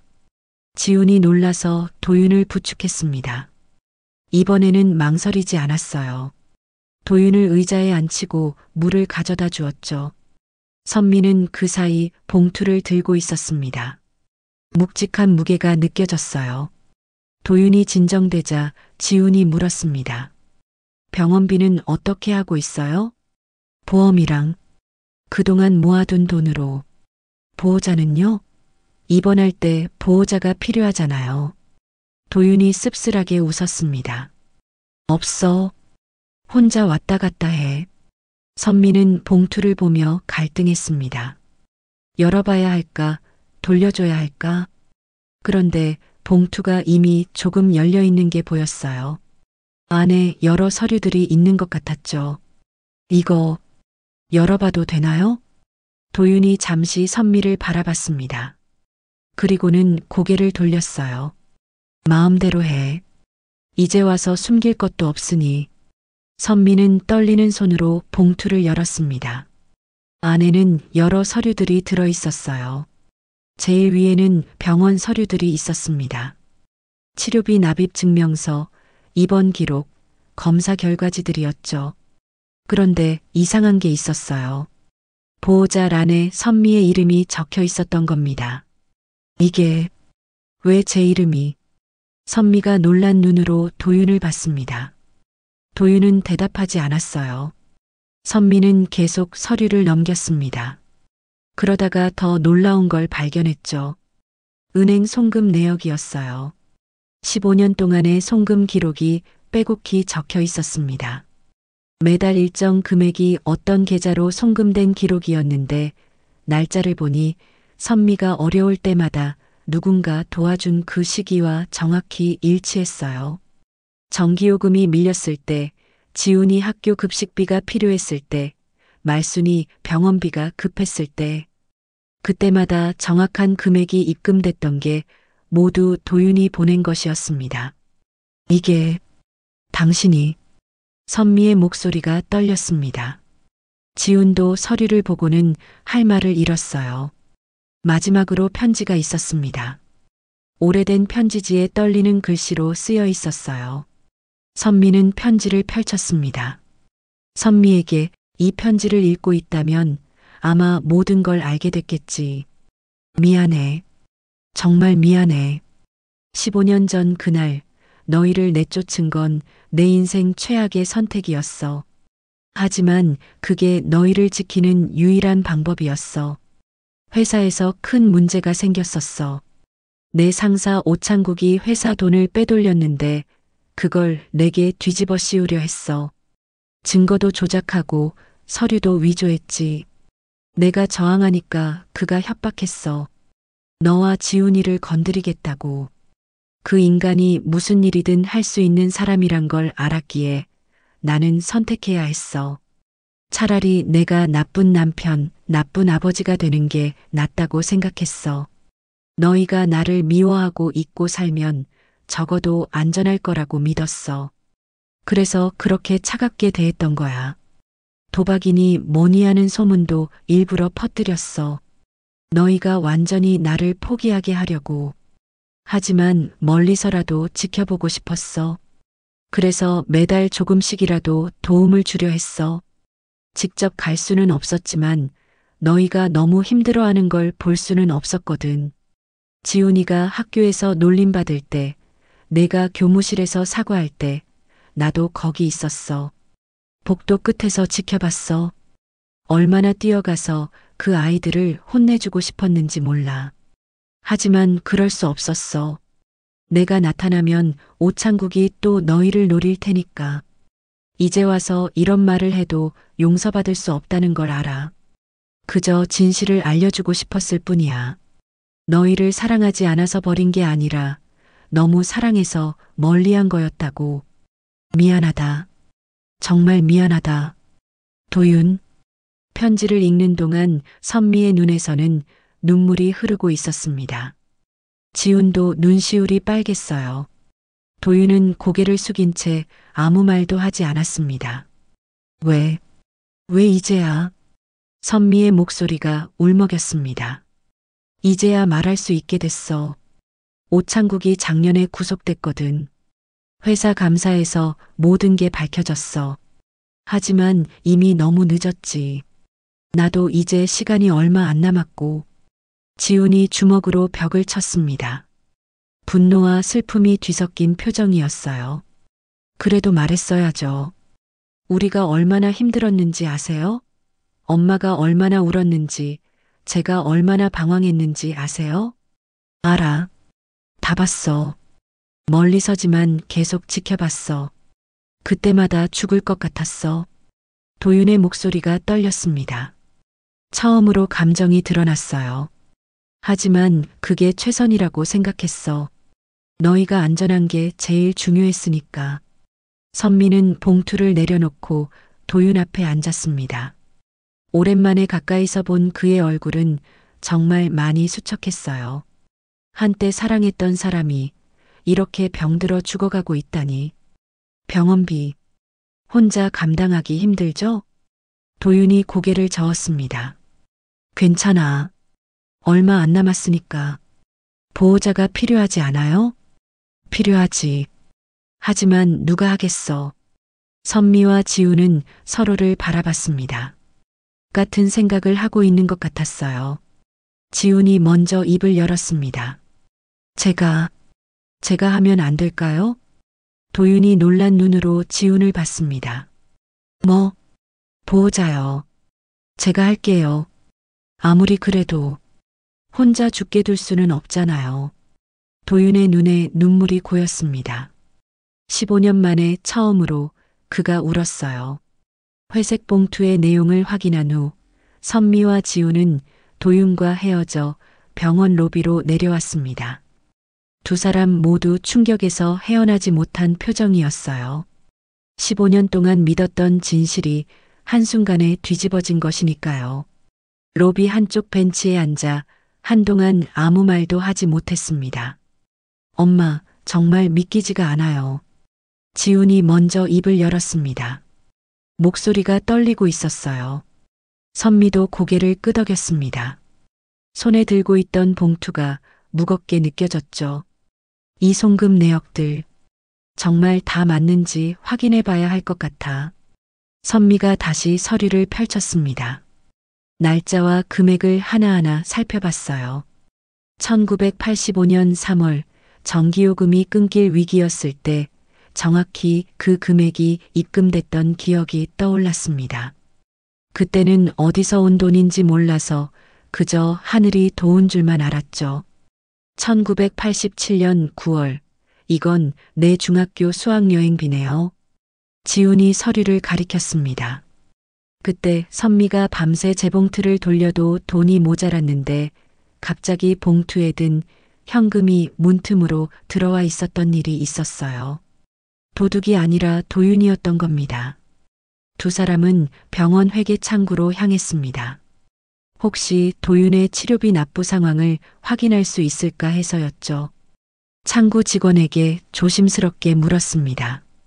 한도윤 환자분 치료비 관련해서 확인하고 싶은데요. 보호자이신가요? 직원이 물었습니다. 선미는 잠시 망설이다가 고개를 끄덕였어요. 네, 제가 부인입니다. 그 말을 하는 순간 가슴이 뜨거워졌습니다. 15년 만에 다시 그를 남편이라고 인정하는 것 같았거든요. 직원이 컴퓨터를 확인했습니다. 한도윤 환자분 맞으시죠? 현재까지 치료비는 모두 납부되어 있네요. 하지만 앞으로 계속 치료받으시려면 직원이 말끝을 흐렸습니다. 화면에 보이는 금액이 상당했나 봐요. 선미는 알았습니다. 도윤이 그동안 모은 돈도 이제 거의 바닥났다는 걸요. 병원을 나와서 두 사람은 도윤이 15년 동안 어떻게 지켜봤는지 추적해 보기로 했습니다.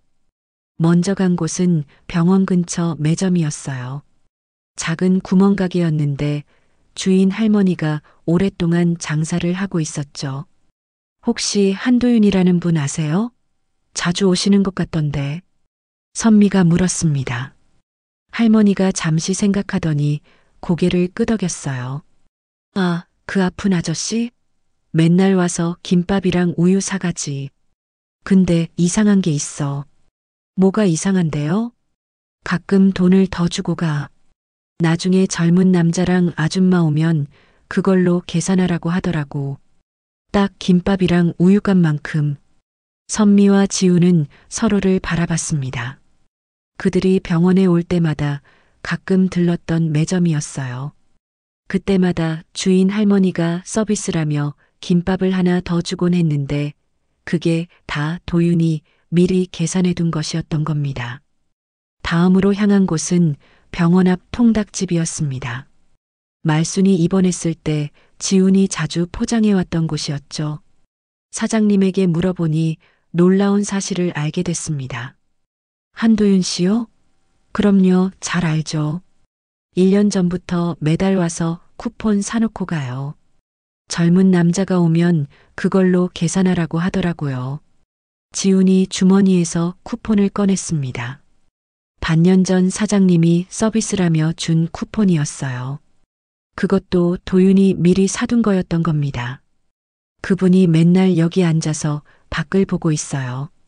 비 오는 날은 특히 오래 있더라고.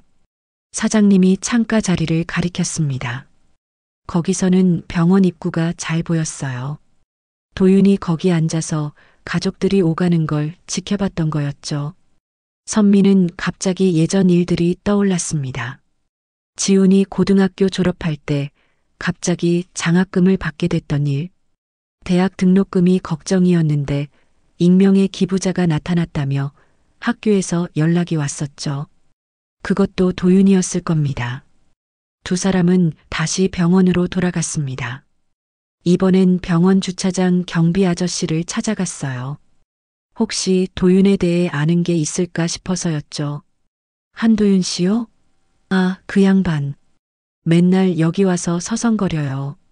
차도 없는데 주차장에서 뭘 하나 했더니 누구 기다리는 것 같더라고. 경비 아저씨가 CCTV 화면을 가리켰습니다. 저기 보이는 벤치 있죠? 거기 앉아서 몇 시간씩 있다가 가요. 비 와도 눈 와도 거기 있더라니까. 선미는 그 벤치를 바라봤습니다. 거기서는 병원 정문이 한눈에 들어왔어요. 도윤이 거기서 그들을 기다렸던 거였죠. 만날 수는 없지만 멀리서라도 보고 싶어서. 한 번은 쓰러진 적도 있어요. 산소호흡기 달고도 무리하니까.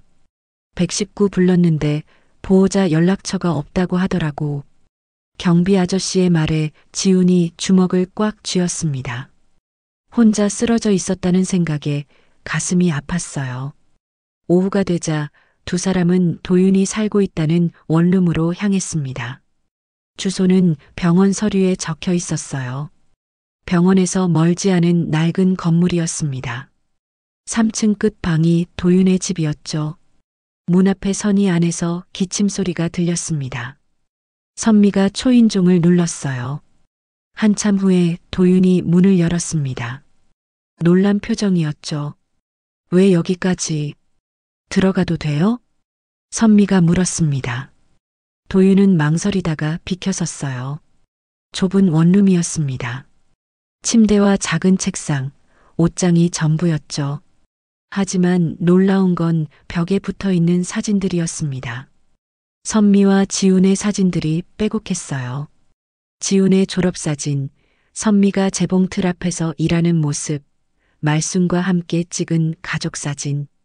멀리서 몰래 찍은 것들이었지만 15년의 세월이 고스란히 담겨 있었습니다. 이게 다 지훈이 말을 잇지 못했습니다. 눈물이 났어요. 아버지가 자신들을 버린 게 아니라 이렇게 지켜보고 있었다는 걸 알게 됐으니까요. 책상 위에는 노트가 있었습니다. 펼쳐보니 일기였어요. 매일매일 가족들에 대한 기록이 적혀 있었죠. 1990년 3월 15일. 지훈이 중학교 입학식. 멀리서 봤다. 교복이 잘 어울린다. 선미는 여전히 아름답다. 1995년 11월 23일. 선미 생일. 꽃을 보내고 싶지만 참는다. 미안하다는 말 대신 돈을 붙였다. 1999년 8월 7일. 병원에서 진단받았다. 폐암 말기. 이제 시간이 얼마 안 남았다. 한 번만이라도 가까이서 보고 싶다. 선미는 일기를 읽다가 주저앉았습니다. 너무나 많은 감정이 한꺼번에 밀려왔어요. 분노, 슬픔, 연민, 그리움이 뒤섞여서 숨을 쉬기가 힘들었죠. 왜 이렇게까지 했어요? 선미가 울먹이며 물었습니다. 도윤은 창밖을 바라봤어요. 사랑하니까. 너희를 사랑하니까 할 수 있는 최선을 한 거야. 이게 최선이었어요? 우리한테도 물어봤어야죠. 같이 싸울 수도 있었잖아요. 지훈이 목소리를 높였습니다. 도윤이 아들을 바라봤어요. 그때 넌 10살이었어. 선미도 그 인간한테 대항할 힘이 없었어. 내가 혼자 감당하는 게 최선이었어. 그래서 행복했어요? 혼자 이렇게 살면서? 도윤이 쓸쓸하게 웃었습니다. 행복하진 않았지. 하지만 너희가 안전한 걸 보면서 버틸 수 있었어. 선미가 일어섰습니다. 그리고는 도윤 앞에 섰어요. 이제부터는 혼자가 아니에요. 우리가 있잖아요. 도윤의 눈에서 눈물이 흘렀습니다. 15년 만에 듣는 따뜻한 말이었어요. 지훈도 아버지 옆에 섰습니다. 병원비도 같이 해결하고 치료도 제대로 받아요. 이제 숨어서 지켜보지 말고 함께 있어요. 세 사람은 그렇게 좁은 원룸에서 서로를 바라봤습니다. 15년의 오해와 그리움이 서서히 녹아내리고 있었어요. 창밖으로 저녁 해가 지고 있었지만 그들에게는 새로운 아침이 시작되는 것 같았습니다. 다음 날 아침 선미와 지우는 다시 병원으로 향했습니다. 어제 원룸에서 본 것들이 아직도 생생했어요. 벽에 가득했던 사진들, 매일 쓴 일기, 그리고 도윤의 눈물. 15년이라는 시간이 하루 만에 완전히 다른 의미로 다가왔죠. 병원 방사선실 앞 복도는 조용했습니다. 환자들이 검사를 기다리며 앉아 있었고 의료진들이 바쁘게 오갔어요. 그 끝 벤치에 도윤이 앉아 있었습니다. 어제보다 더 수척해 보였어요. 밤새 잠을 못 잔 것 같았죠. 도윤도 그들을 보았습니다. 일어서려 했지만 다시 주저앉았어요. 다리에 힘이 없는 것 같았습니다. 선미가 다가가 옆에 앉았고 지우는 맞은편에 섰어요. 검사 받으러 오신 거예요? 선미가 조심스럽게 물었습니다. 도윤이 고개를 끄덕였어요. 오늘 CT 찍어야 해. 전이 상태 확인하는 거야. 목소리가 어제보다 더 쉬어 있었습니다.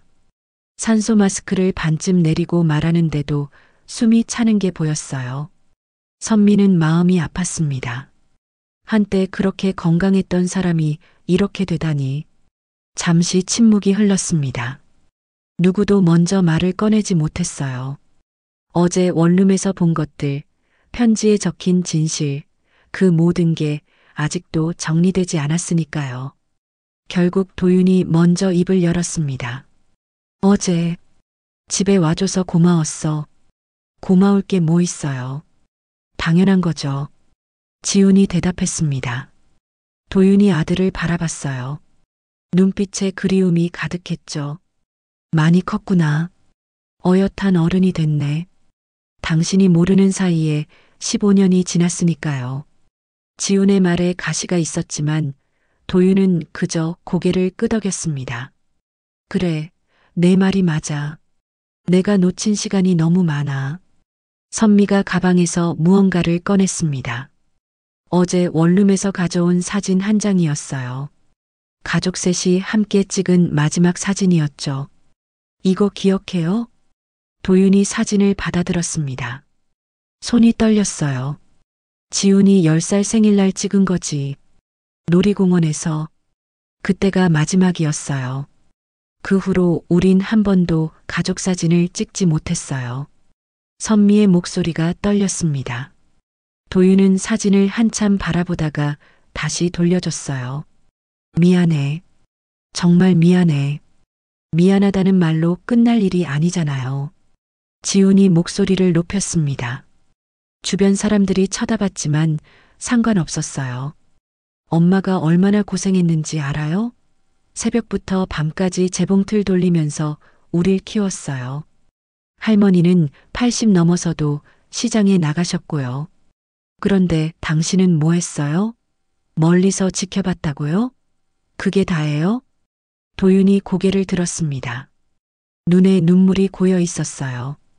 오창국이라는 사람 알아? 갑작스러운 질문에 선미와 지훈이 놀랐습니다. 편지에서 본 이름이에요. 그래, 내 직속 상사였어. 회사 돈 5천만 원을 빼돌렸는데 그걸 내게 뒤집어 씌우려 했지. 도윤이 산소 마스크를 다시 쓰고 숨을 고른 뒤 계속 말했습니다. 처음엔 맞서 싸우려 했어. 증거도 모으고 회사에 고발도 하려고 했지. 그런데 그 인간이 날 찾아왔어. 조용히 넘어가지 않으면 가족을 건드리겠다고. 특히 지훈이를. 아직 어린 지훈이를 타깃으로 삼았어. 선미가 숨을 들이켰습니다. 지훈이 주먹을 꽉 쥐었어요. 그래서 내가 선택했어. 차라리 내가 나쁜 놈이 되는 거야. 도박으로 돈을 잃었다는 소문을 퍼뜨리고 너희를 버렸다는 이미지를 만들었지. 그래야 오창국이 너희한테 관심을 끊을 것 같았거든. 그런데 왜 말을 안 했어요? 우리한테라도 진실을 말했어야죠. 선미가 울먹이며 물었습니다. 말하면 너희가 날 찾아왔을 거야. 그럼 오창국이 알게 되고 결국 너희가 위험해지는 거였어. 완전히 연을 끊어야만 안전할 수 있었어. 도윤이 잠시 멈췄다가 다시 말했습니다. 회사에서 쫓겨난 후 일용직으로 전전했어. 낮에는 일하고 밤에는 너희를 몰래 지켜봤지. 지훈이 학교 가는 길, 선미 일하는 모습 다 멀리서 봤어.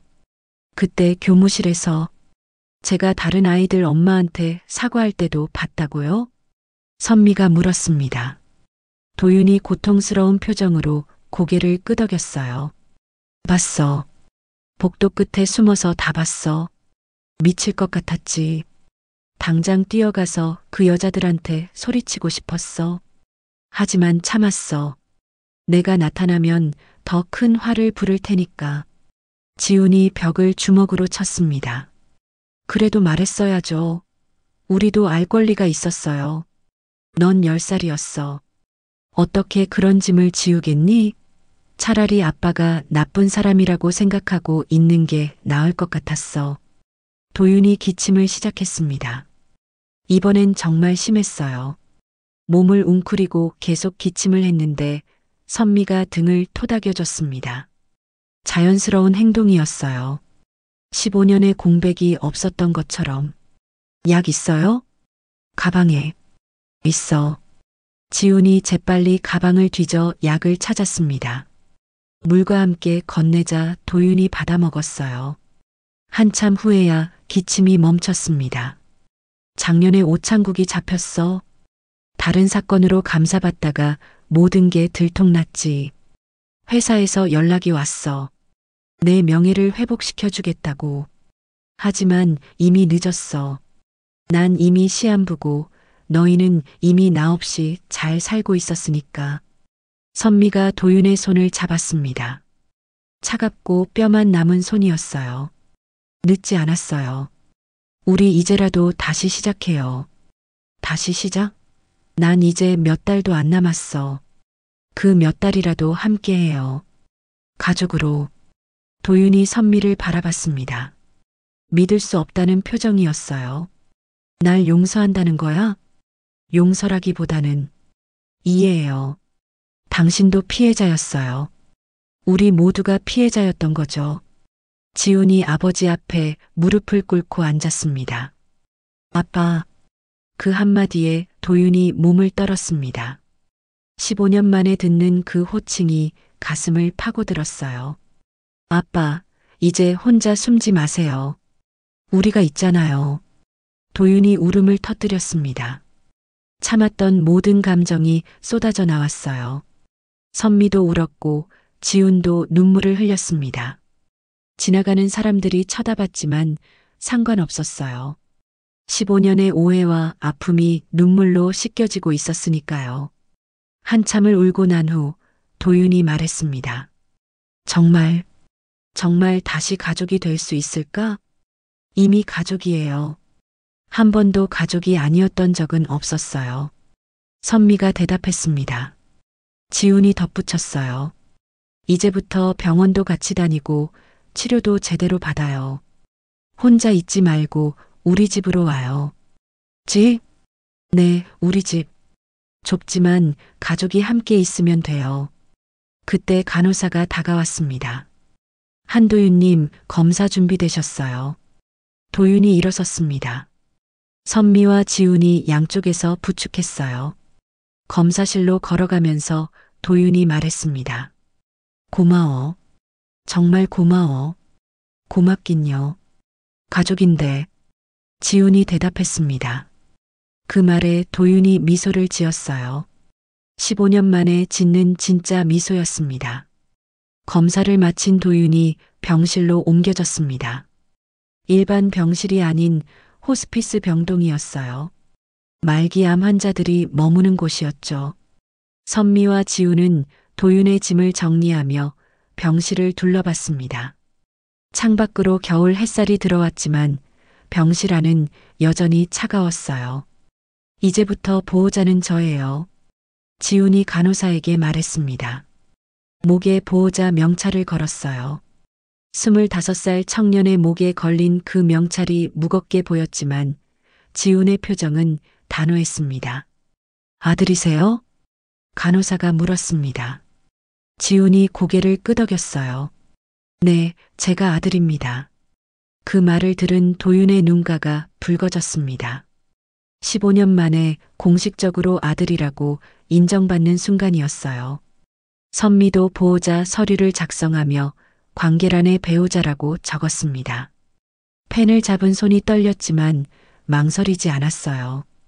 병실에는 침대가 2개 있었는데 옆 침대는 비어 있었습니다. 선미가 간이 침대를 가져와 창가 쪽에 놓았어요. 앞으로 이곳에서 도윤을 돌볼 생각이었죠. 집에 가서 쉬어. 여기는 불편할 텐데. 도윤이 걱정스럽게 말했습니다. 하지만 선미는 고개를 저었어요. 이제 당신 혼자 두지 않을 거예요. 15년 동안 혼자였잖아요. 이제는 우리가 곁에 있을게요. 말순도 병실로 왔습니다. 지팡이를 짚고 천천히 들어온 말순은 도윤을 보자 한숨을 쉬었어요. 어머니. 도윤이 침대에서 일어나려 했지만 말순이 손짓으로 막았습니다. 누워있어. 많이 아프구나. 말순의 목소리에는 원망보다 연민이 묻어났습니다. 주름진 손으로 도윤의 이마를 짚어봤어요. 열이 있었죠. 미안합니다, 어머니. 정말 죄송합니다. 이제 와서 미안하다고 해서 뭐가 달라지니.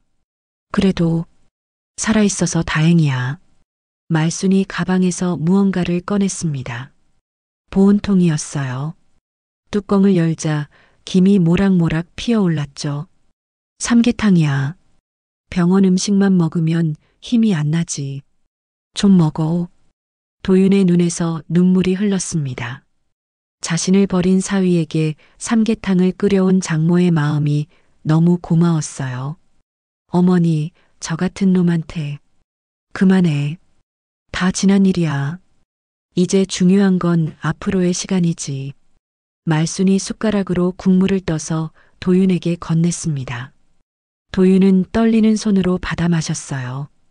뜨거운 국물이 목구멍을 타고 내려갔습니다.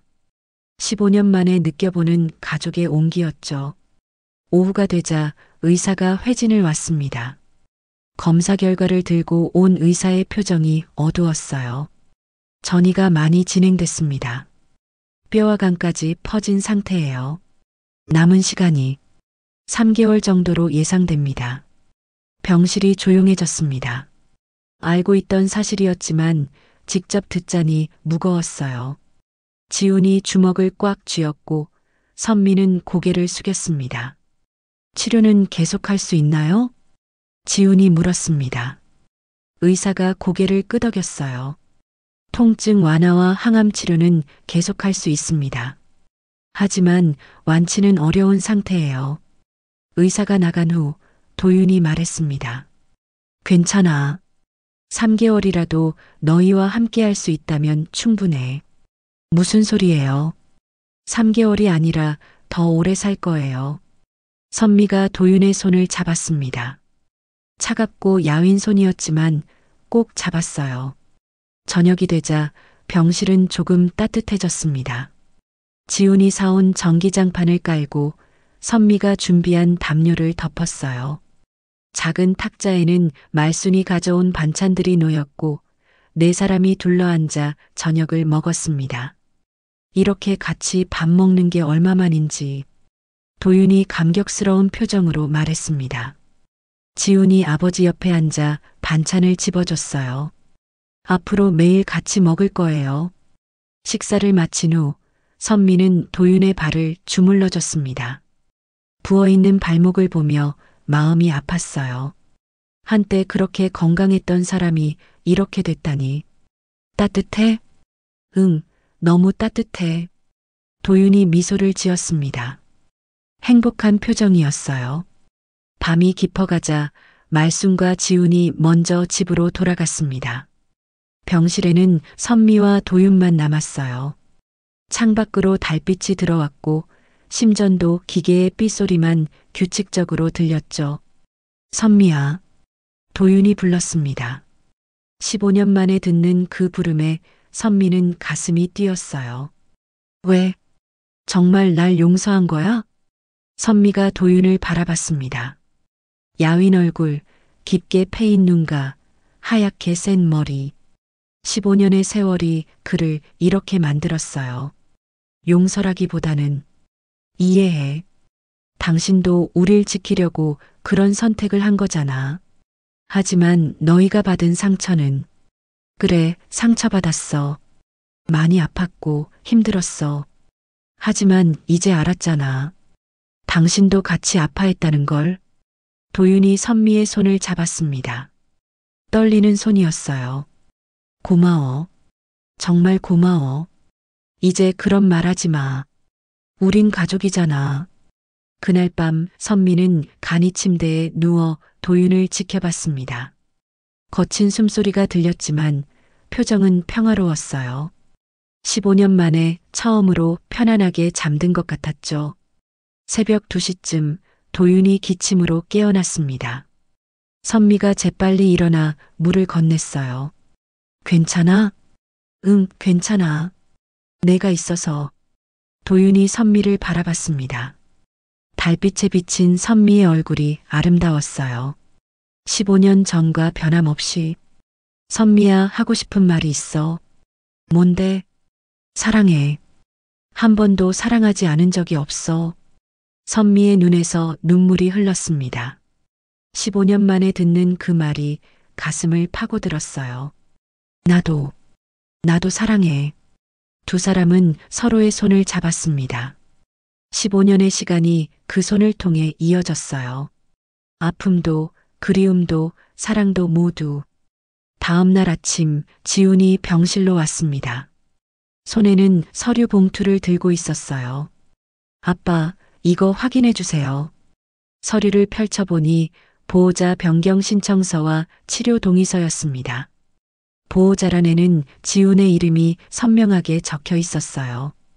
이제부터 제가 모든 걸 책임질게요. 치료비도 간병도 다 제가 할게요. 도윤이 아들을 바라봤습니다. 언제 이렇게 듬직한 어른이 됐을까요? 지훈아, 너무 무거운 짐이 아니에요. 가족이 가족을 돌보는 건 당연한 거예요. 지훈이 아버지 옆에 앉았습니다. 이제 숨어서 우릴 지켜보지 마세요. 우리가 바로 옆에서 지켜드릴게요. 세 사람은 병실 창가에 나란히 앉았습니다. 겨울 햇살이 따뜻하게 들어왔어요. 창밖으로 보이는 세상은 여전히 차가웠지만 병실 안은 따뜻했습니다. 가족의 온기로 가득했으니까요. 도윤이 두 사람을 바라보며 생각했습니다. 남은 시간이 얼마 되지 않지만 이제야 진짜 살아있는 것 같다고. 15년 동안 죽은 것처럼 살았는데 이제야 숨을 쉴 수 있을 것 같다고. 고마워요, 모두. 도윤의 인사에 선미와 지훈이 미소를 지었습니다. 그리고 세 사람의 손이 포개졌어요. 15년 전 닫혔던 문이 이제 새롭게 열린 것입니다. 비록 시간은 많지 않지만 그 시간만큼은 진짜 가족으로 함께할 수 있을 거예요. 병실 밖 복도에서는 의료진들이 바쁘게 오가고 다른 환자들의 신음소리가 들렸지만 이 병실만은 평화로웠습니다. 오래된 겨울이 끝나고 새로운 봄이 시작되는 것처럼 오늘 이야기는 여기까지입니다. 끝까지 함께해 주신 여러분께 마음 깊이 감사의 인사를 전합니다. 오늘의 이야기가 마음에 와닿으셨다면 구독과 좋아요로 응원해 주세요. 여러분의 작은 관심이 더 좋은 이야기를 만드는 큰 힘이 됩니다.